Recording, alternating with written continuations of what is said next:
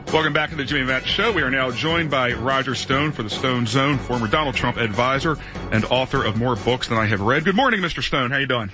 Jimmy, great to be with you. So let me ask you a question. This mob for hire that's been following Donald Trump around California for the last couple of days, this seems to be one of the greatest things to happen to his campaign in the last couple of months. Yeah, I think the goal of the left, of the Move On folks, the Black Lives Matter folks, all of this financed by George Soros, is to utilize professional agitators to try to, provoke violence, incite violence, which then can be blamed on the Trump supporters. And the real goal here is, I think that they see that almost a third of the Bernie Sanders supporters, those blue-collar, not the leftists, but the blue-collar workers who are voting for Bernie Sanders because they realize that these enormous globalist trade deals are sucking the jobs out of America, they want to stigmatize Trump with those voters. He's a racist, he's a bigot, he's pro-violence. So this is a maneuver, and it tracks back to the highest levels of the Hillary Clinton campaign. Poor Bernie. These demonstrators show up wearing Bernie T-shirts and carrying Bernie signs. That's all a false flag. They're not even Bernie supporters. Bernie has nothing to do with this. Is this a preview of what we may see in Cleveland? You had called for peaceful protest at the convention if Trump were to be cheated, and you have said on this show several times that you think these mobs for hire would show up and be violent. Is this possibly a little bit of a preview of what the convention could be in Cleveland in June? Yeah, we're working very closely with the Cleveland Police Department and with the city of Cleveland. We've applied for a permit for what we hope will be the largest outdoor rally in Cleveland history, and then a march from the rally site to the convention center. The police have apprised us that they expect Move On, they expect Black Lives Matter, they expect the professional agitators. They, of course, don't apply for permits. They just show up. So I think the greatest single challenge, if you're a Trump supporter and you're going to Cleveland, is to ignore these clowns. They want violence. They seek violence that they can then use their friends in the mainstream media to blame unfairly on Donald Trump and his supporters.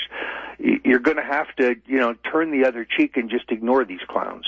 Let me ask you a question. Just fast forwarding here, Indiana is Tuesday, then California. Trump right now, correct me if I'm wrong, I believe is leading in Indiana. It seems like that really is the key to everything right now. If he does well in Indiana and halfway decent in California, it looks like this is over, and forget plurality, he has the 1237.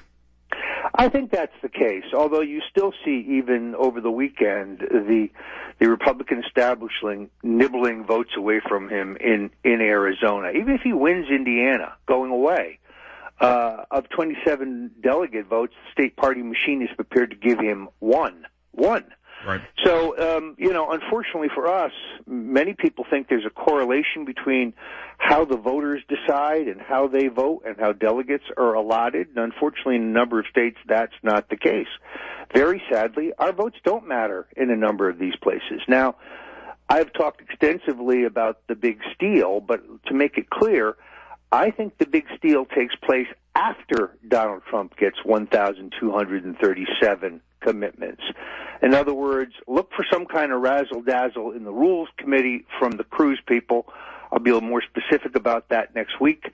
But that's where they intend to try to steal this nomination by, in essence, throwing out or unbinding a number of delegates that are currently bound to Donald Trump. Donald Trump obviously had a good Tuesday last week, winning all 5 northeastern states, which, by the way, were states he was expected to win, coming out of a pretty good showing in New York. Ted Cruz picks his VP candidate, Carly, to really, I think, sort of seize 2 24-hour news cycles. I understand why he picked the VP candidate when he did.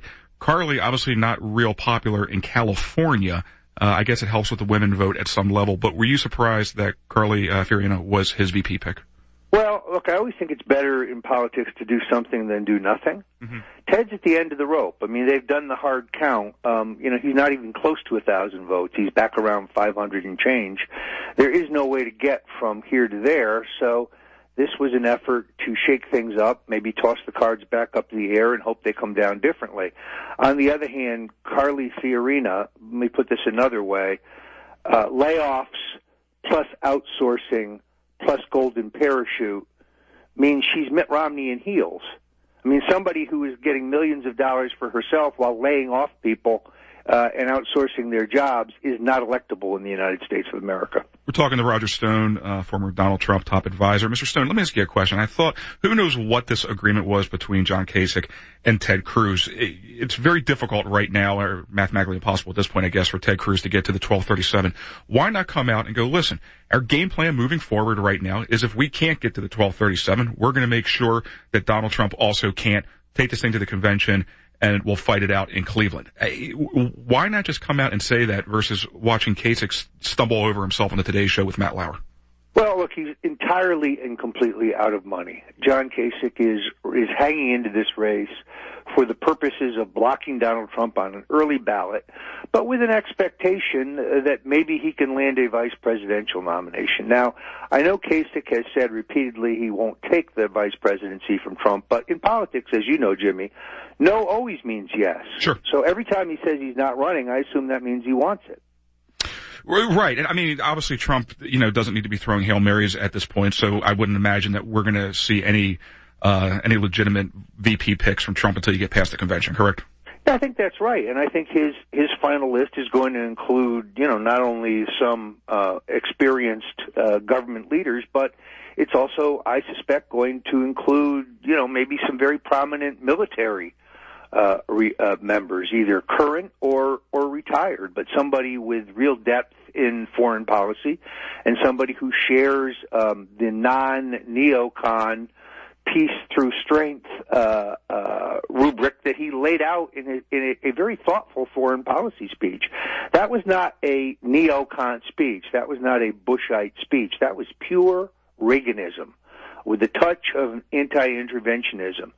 Trump's not an isolationist, don't get me wrong, but he also would not run us off to wars where our vital national interests are just not clear. The Iraq War comes to mind. But what was the point of that speech last week, Roger? Because I'm looking at that. I thought he did decent with it, but there was a lot of liability that came along with it. Trump has been running a very successful campaign for the last half a year, running on a populist message at 30,000 feet, not getting too in the weeds on anything. As you hit in the final furlong coming down the stretch right now. Is there a liability to that for him really changing his angle of attack, with possibly a week away from locking up the nomination, in theory? I don't think he changed anything. I think all he did was to put on some meat on the bones of Reaganism, of Trumpism, which is kind of based on a Reaganite foreign policy. The takeaway I took from that speech, in all honesty, Donald Trump is going to run to Hillary's left on war and trade, the two places where she has the greatest vulnerabilities, because she gave us the Iraq War.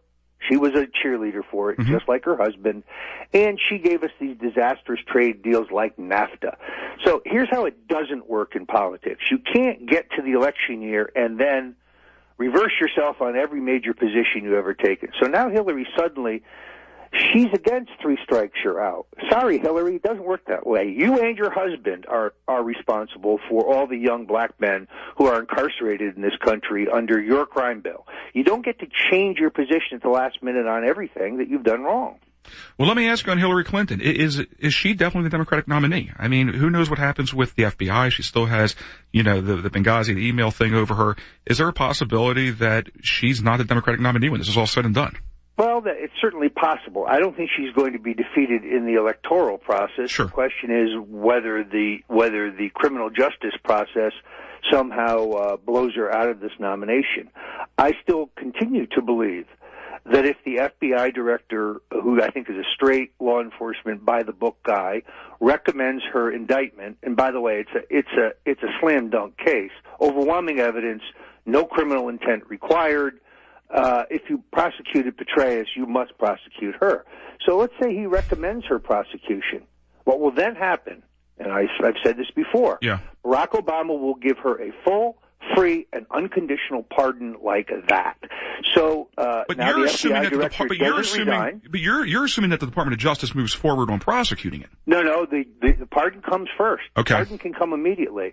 And as we saw in the case of Nixon, you don't have to be under indictment to be pardoned. You can be pardoned in advance. So he short circuits the Justice Department decision. Now, the FBI director has no reason to resign because a pardon is perfectly legal. It's the president's prerogative. It's bad judgment. It would be very controversial, but it's not the same as the Justice Department recommending no prosecution based on overwhelming evidence of guilt.